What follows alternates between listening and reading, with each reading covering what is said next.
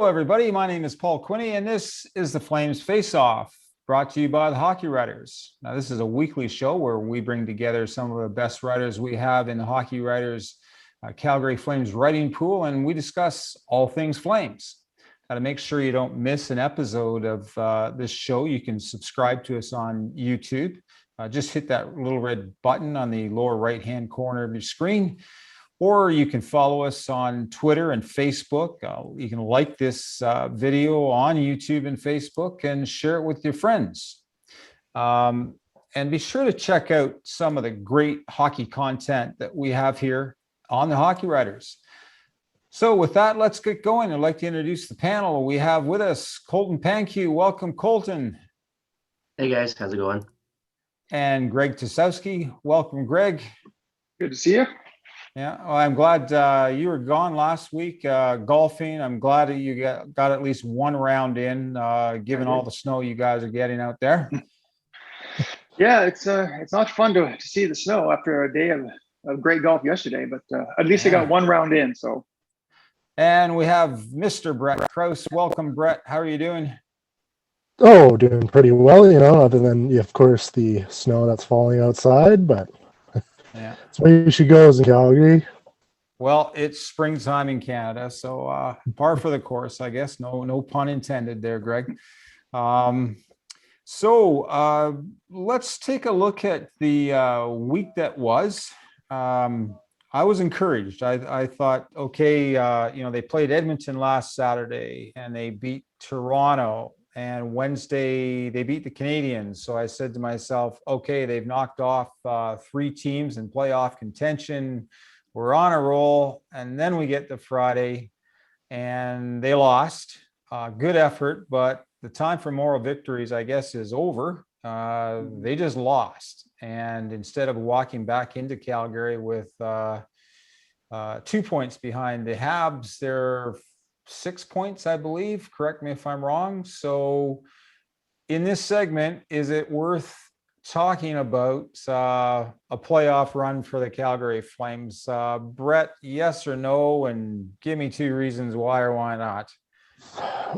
Well, a couple episodes, I think I had given up all hope and said it wasn't possible, but boy, they're sure making it look possible. And everything that had to go right is sort of going right now. I mean, they've slightly closed the gap. I think Montreal's only got 2 games in hand here now, and got shut out by Ottawa last night or 2 nights ago. So I think that whole group still believes they can make the playoffs, and who knows, if they continue to turn it around here, that it kind of looks possible, but it's still a Hail Mary at this point, I would say. What do you think, Greg? Yes or no? You're on record as saying there's no hope. Have you changed your mind? No, I really haven't, and I'll tell you why. Because I was reading an interesting article on theathletic.com where they actually broke down the math, and basically what they were saying was they had to win all 5 of these games against Montreal, and even winning all 5 of them, that left them a 50-50 chance of making the playoffs. And with any loss, that dropped considerably. So with that unfortunate loss, that kind of a tough one, 2-1 that they just lost against the Habs just a couple of days ago, they kind of made it the math, not their friend. And I say it's not really possible, but I will say this: if Montreal keeps kind of losing to lesser teams like Ottawa and not playing well, the only factor now is if Montreal really craps the bed down the stretch, then these games at hand, maybe they win the remaining games against Montreal, then, there's a chance, there's way more chance than I thought 2 weeks ago. Like I did write them off, and I continue to say that they won't make the playoffs. But, if Montreal, I think it's in their hands now, because if Montreal plays well, Flames are done. If Montreal plays terrible, the Flames could squeak in. Colton, break the tie here. We've got Brett saying, yeah, maybe. Greg saying, yeah, I doubt it highly. What do you think? What do you say? Yeah, I think if they would have won Friday night's game, obviously it'd be even more interesting. I still am kind of like Greg. I kind of thought their season was dead weeks ago, and I mean, it's exciting now, but I still can't see them getting in. Yeah. Well, it's going to be an interesting week coming up because they've got 2 games against the Habs. That should decide things, and 1 against Ottawa. Traditionally, people look at Ottawa and say, hey, it's an easy 2 points, but not so much anymore. So it'll be an interesting week. So one of the things that happened last week, of course, on Monday was the trade deadline, and I wanted to dive into that. Overall, that's the first question. Overall, assign a grade to Brad Treliving here. How did he do at the trade deadline with what he did? Colton, what do you thought? How would you grade him? Grade, geez, A- maybe. I mean, I think A-. I thought the return he got for Sam Bennett was incredible. I mean, it was pretty similar to what Taylor Hall brought in for the Sabres, for like prospect in a second rounder. So I thought that was a really good return for him. And then obviously Rittich too, they were able to get a third rounder. The only thing I guess would just be there was some other players, like you were hoping maybe Levo could get moved for something, Ryan. But obviously the market this year is like everything we've went over with COVID and everything, it's tough. So I thought he did a really good job with the tough market this year. I thought he was really good. Greg, how would you rate him? Yeah, I was pleasantly surprised as well. Like I would give him an A as well. Like I said, I didn't think we would get that much for Sam Bennett. I was hoping he would get moved and kind of close the chapter on this. It's been going on all season, and I kind of was wanting to see that chapter closed. And I wish him well, and I hope he does. He already had 2 points against Florida last night, so that was pretty impressive. But no, the return we got for Sam Bennett was very good, and Rittich, I knew he was going to go, and I thought that third rounder is pretty decent as well. I was disappointed that Ryan didn't go because I think they tried pretty hard with that one.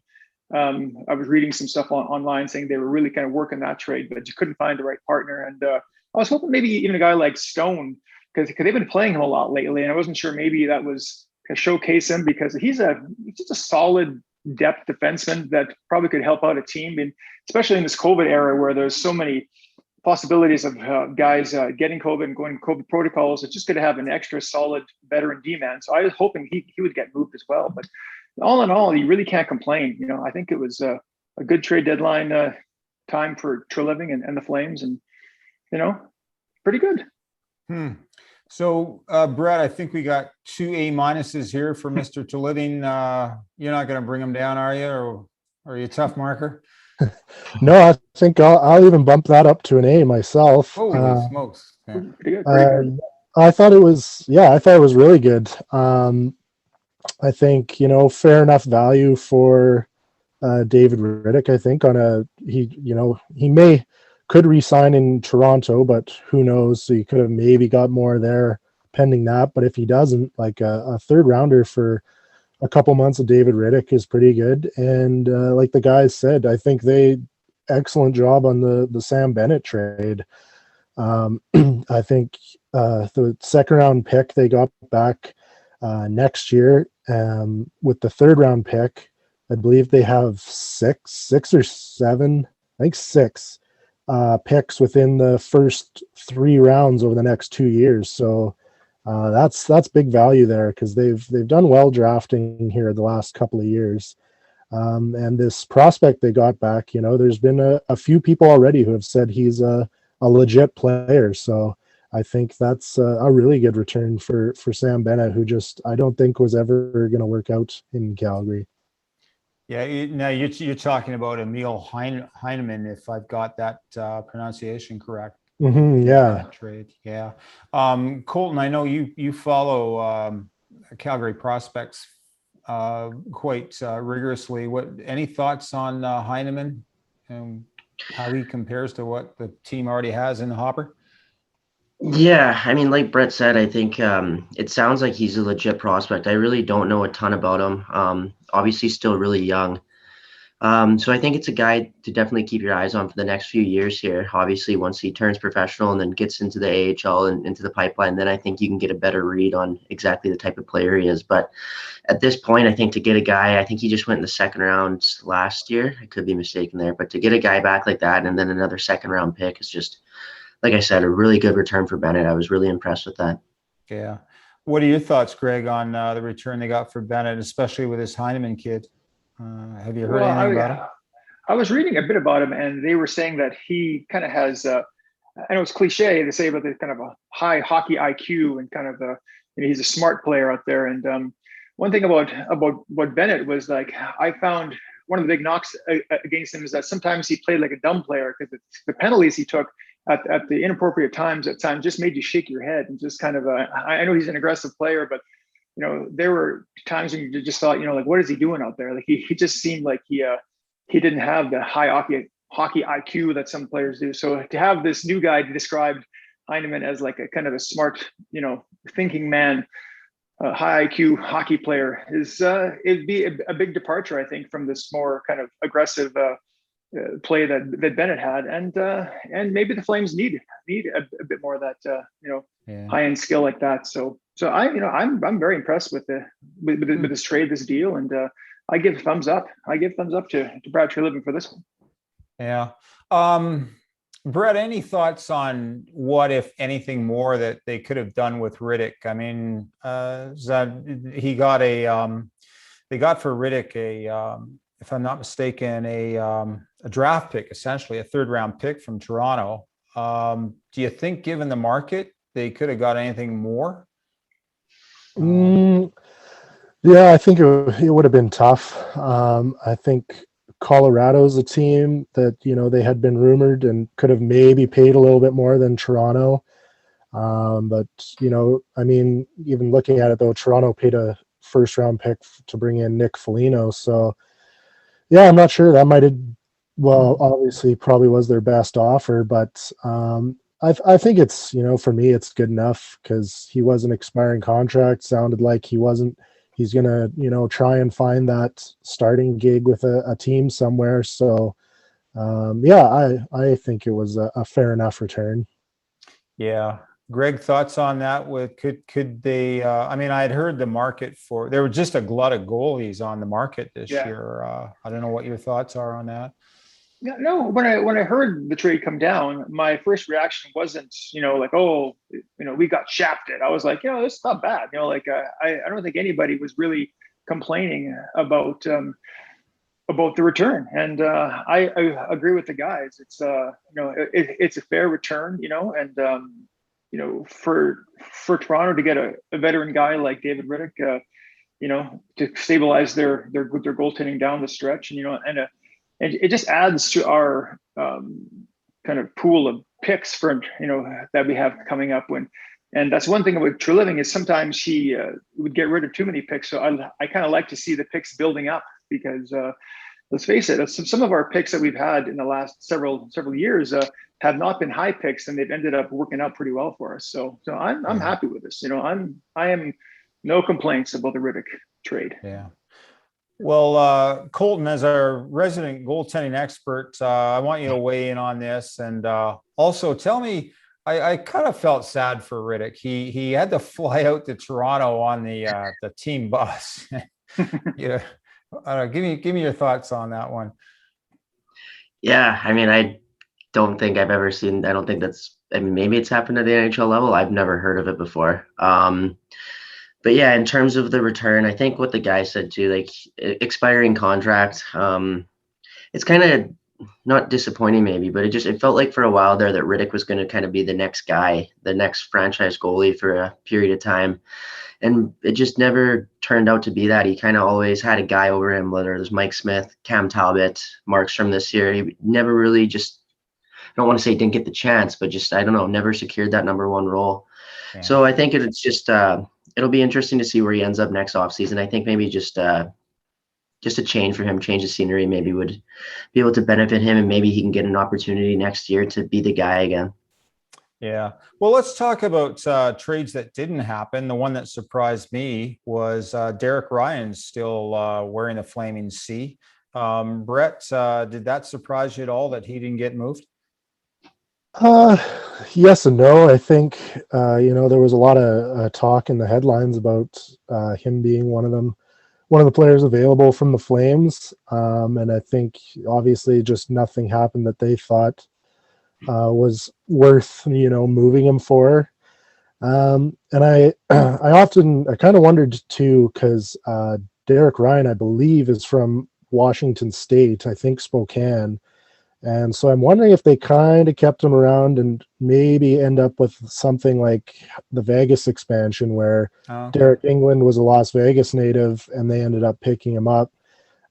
Because I'm not sure, but I don't know if Calgary has many guys who are still on contract for next year that'll be exposed, which I think is a big, because Seattle needs 20 guys still on contract. So I wonder if Derek Ryan is a guy they kind of just kept around to maybe, kind of let's hope that Seattle takes as sort of a hometown guy to represent the team, sort of.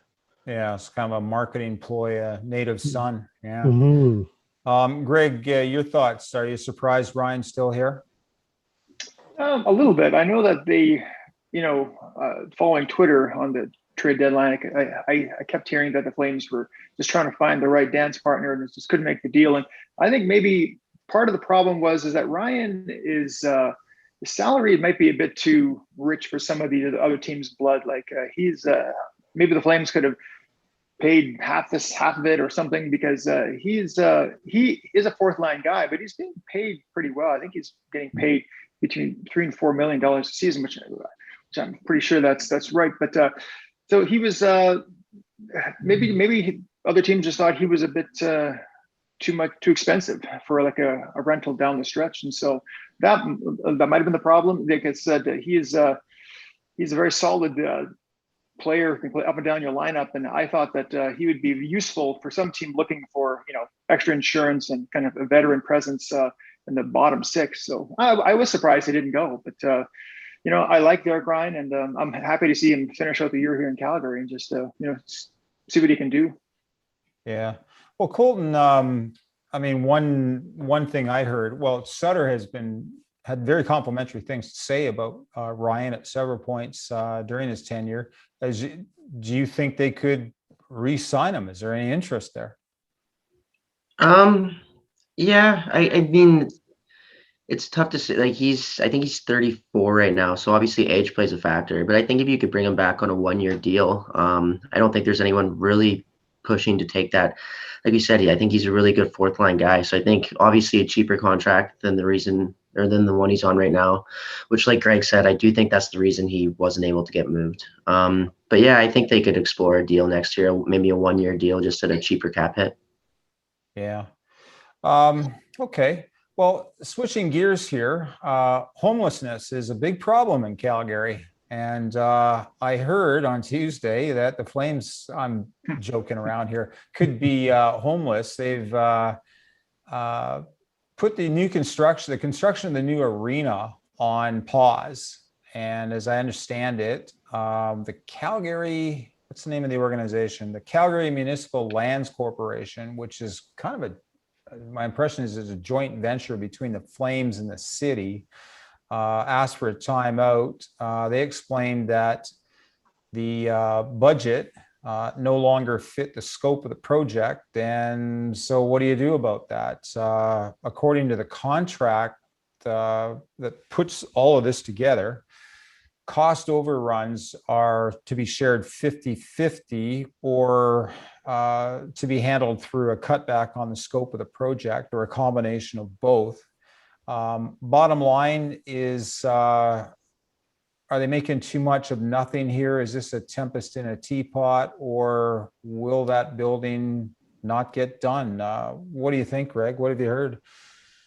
Well, I know when the news broke, I was surprised because I thought that this was done deal and they were supposed to break ground in August. So I was pretty disappointed to hear this bump in the road. And I know that the mayor, Nenshi, had said, "Oh, it's better this comes up now than once it starts." And I guess he's right. That's true. It's better to deal with these kind of issues up front. But I'm a bit worried about this because okay, in this era, taxpayers do not want to fund rinks, and there have been several examples around North America where stadiums are being built completely with private money.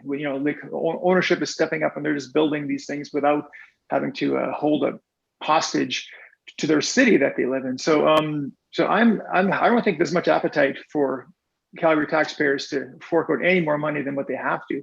And it kind of worries me a little bit because there are markets in the United States, like for instance, Houston is the 8th largest television market in North America, and they don't have an NHL team. And, they could be, the Flames could be relocated to Houston pretty quickly if it came down to that. So, you guys remember Arizona, like how hard the NHL is fighting to keep it, because they're like number 10 or 11, for TV markets in the United States. And so like the NHL didn't fight to keep Winnipeg or Quebec City in this league, like they don't really, it's all about securing that next big television contract and, growing the game in the States. And so I don't think the NHL or Bettman would try very hard to keep this city or keep the city with an NHL franchise. So I'm kind of worried about this. Okay. All right.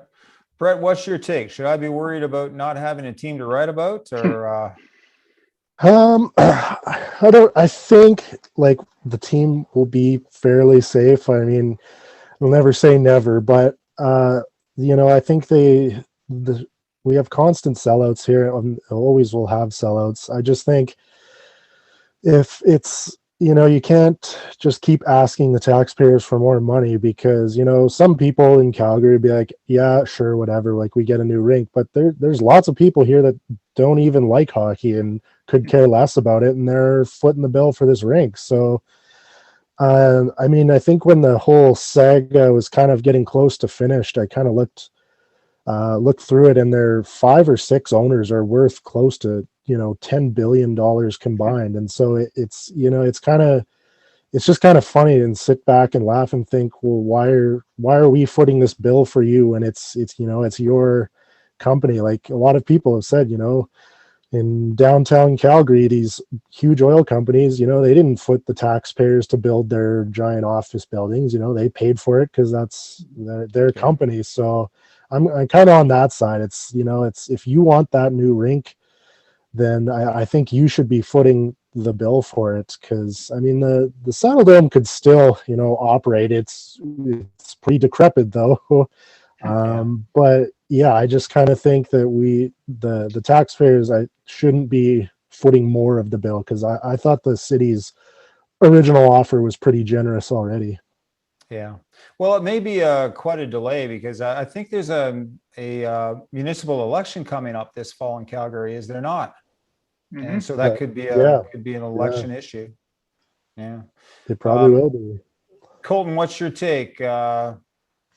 Big deal, or should we go back to sleep? I mean, I agree with everything Brett said. Big deal. Obviously, it's something worth noting. I can't picture anything where they move. I think at the end of the day, everything will get sorted out. But I mean, never say never, I guess. Like it could happen. I can't see a time where like the Calgary, where the Flames are not playing in Calgary, but I guess who knows?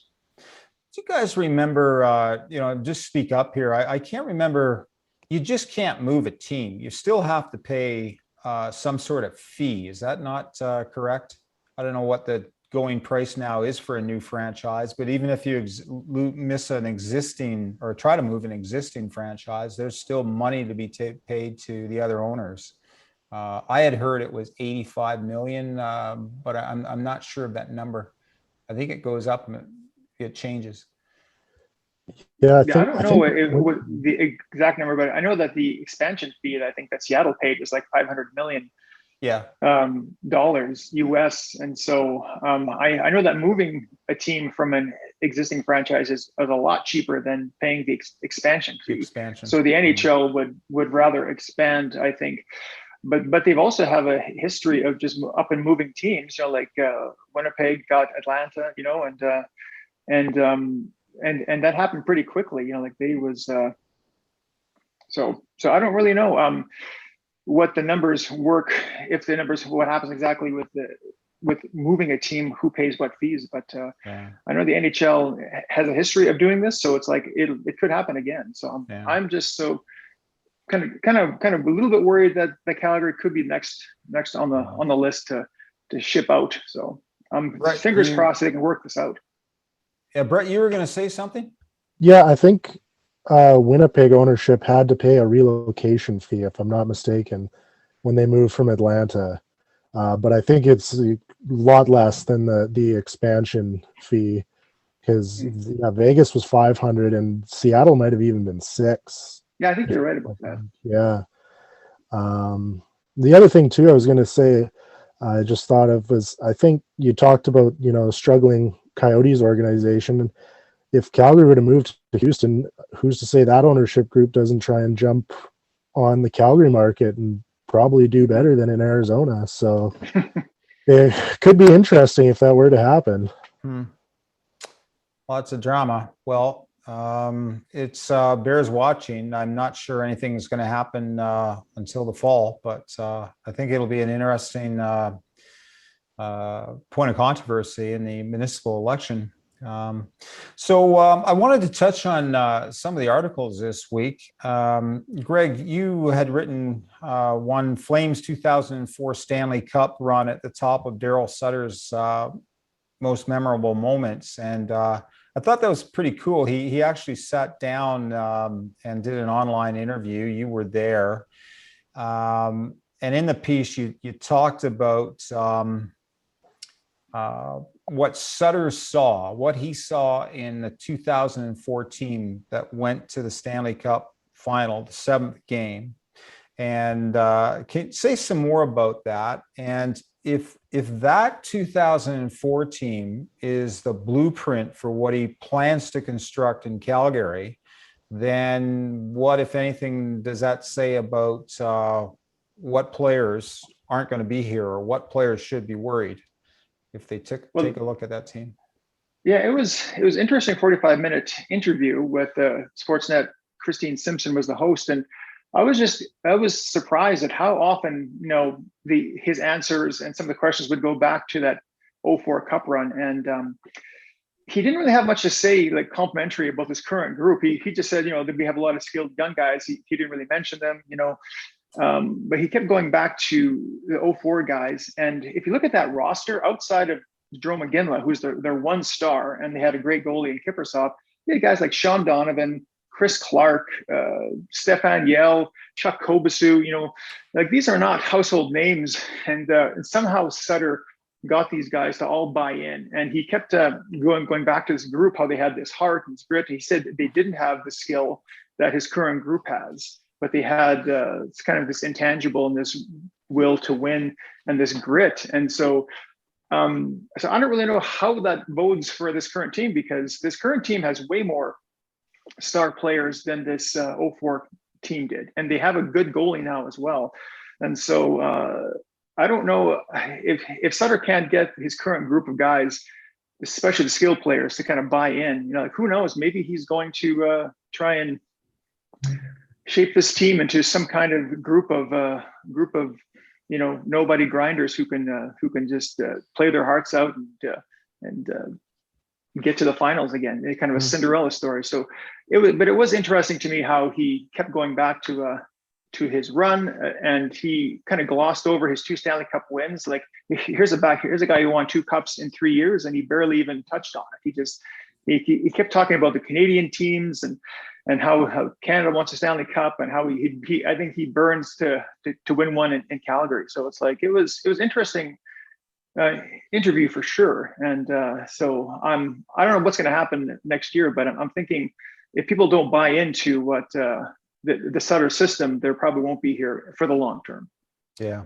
Okay. Well, it's going to be interesting to see next year. A lot happening in terms of changes. Colton, you write a column from time to time, Flames news and rumors. And this week I noticed in that article that you noted the criticism that Sutter had leveled at Valimaki. I was struck too at the time it was leveled a couple of weeks ago. It was pretty devastating, especially for a 22-year-old. I'm just wondering, and well, to boot, on top of that, he was scratched for 2 games. I'm just wondering what your thinking is Sutter, could he be signaling to Valimaki that he's not going to be around. Now, that said, he has been back for a couple of games, but what's your thinking? Yeah, I mean, I kind of laughed when I had seen it. He basically said he needed to improve in every fact. Everything. He went and listed things, and it was, yeah, everything needed to be better. It's interesting. I mean, obviously, it can't be great for a young player's confidence. That said, it has been a disappointing year for him. I think a lot of people kind of thought, especially with how he was doing in the Finnish League before this season started, I think a lot of people thought he'd step in and be a big part of the team this year. And obviously, he's struggled. And yeah, I guess Sutter just gave him the tough love approach. Like you said, he has gotten back into the lineup, hasn't played a ton in these last few games. But yeah, I mean, I guess it's too early to judge now, but he's definitely clearly hasn't won him over this or so far. Yeah.